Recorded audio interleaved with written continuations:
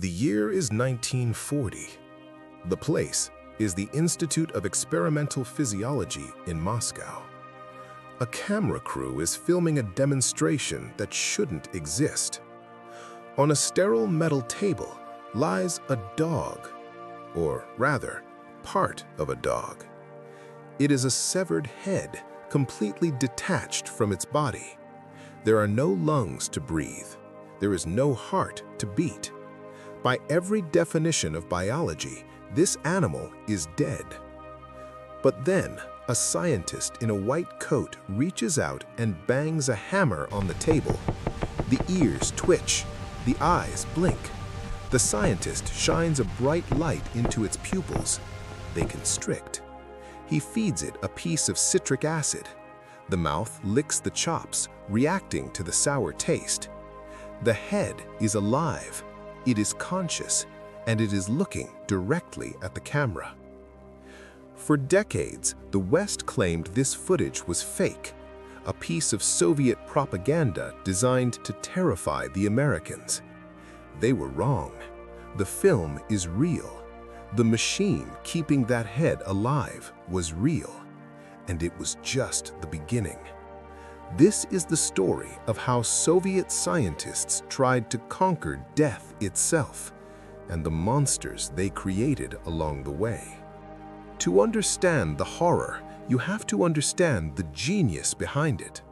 Meet Sergei Brukhonenko. In the 1920s and 30s, the Soviet Union was obsessed with scientific materialism. They wanted to prove that the soul didn't exist. They believed the body was just a machine, a collection of pumps and filters. And if a machine breaks, you should be able to fix it. Brukhonenko wasn't trying to create zombies. He was trying to solve a specific physiological problem. When a soldier gets shot in the heart stops. When the heart stops, the brain dies from lack of oxygen within minutes. Brukhonenko asked a simple question. If I can build a pump to replace the heart and a filter to replace the lungs, do I even need the body? He began experimenting on dogs. He would drain their blood until clinical death occurred. He would wait 10 minutes, past the point of no return. Then he would hook them up to his creation. He called it the Autojektor. The Autojektor was the world's first heart-lung machine. It used a system of rubber diaphragms and electric motors to mechanically pump blood. One tube pulled deoxygenated blood out of the veins. It passed through a chamber where it was mixed with fresh oxygen. Then a second pump pushed the bright red oxygenated blood back into the arteries. It was crude. It was loud. It damaged the blood cells as they passed through the tubes, but it worked. In his early logs, Brukhonenko described draining a dog of all its blood. The heart stopped, breathing ceased, the reflexes vanished. The dog was a corpse.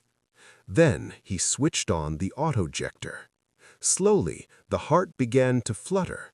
The breathing rhythm returned. Within hours, the dog was barking. He had reversed death. But for Brukhonenko, resurrecting a whole body was too messy. He wanted to isolate the brain. This brings us back to the severed head. In the 1940 experiment, the Autojektor wasn't connected to a body. It was connected directly to the carotid arteries of a decapitated dog. The physics were sound.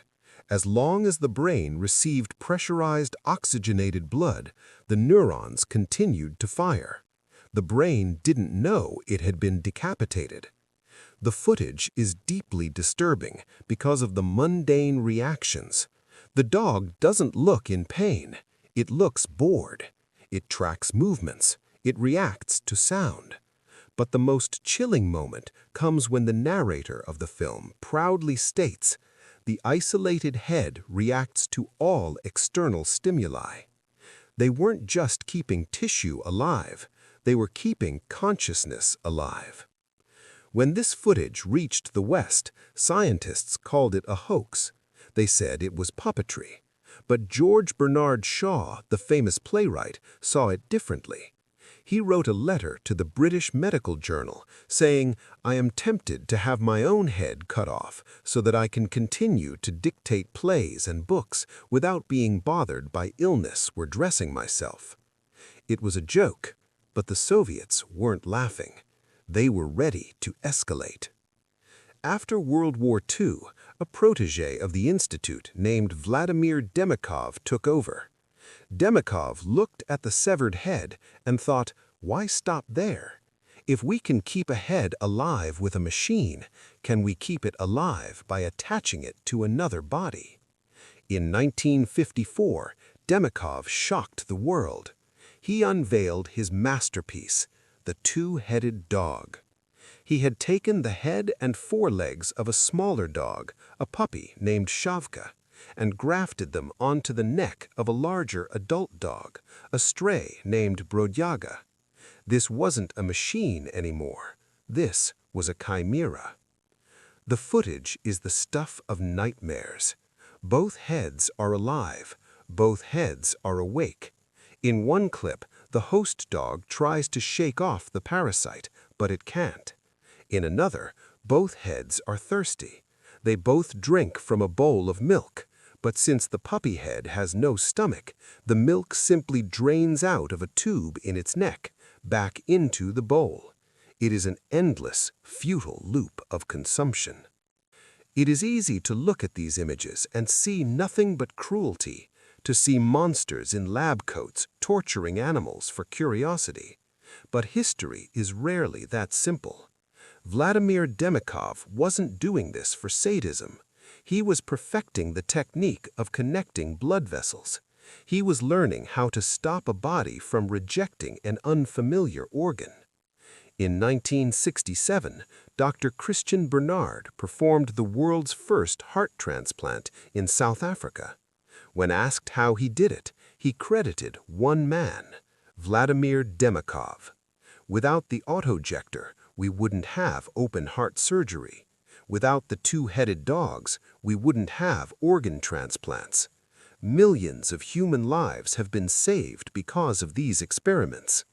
But looking at the eyes of that severed head, blinking under the harsh studio lights of 1940, you are left with an uncomfortable question. Science requires sacrifice, but is there a line we shouldn't cross? The Soviets proved that just because you can do something doesn't mean you should. Would you want your head kept alive without a body? Tell me your answer in the comments. For more files from the dark side of history, subscribe to Encrypted History.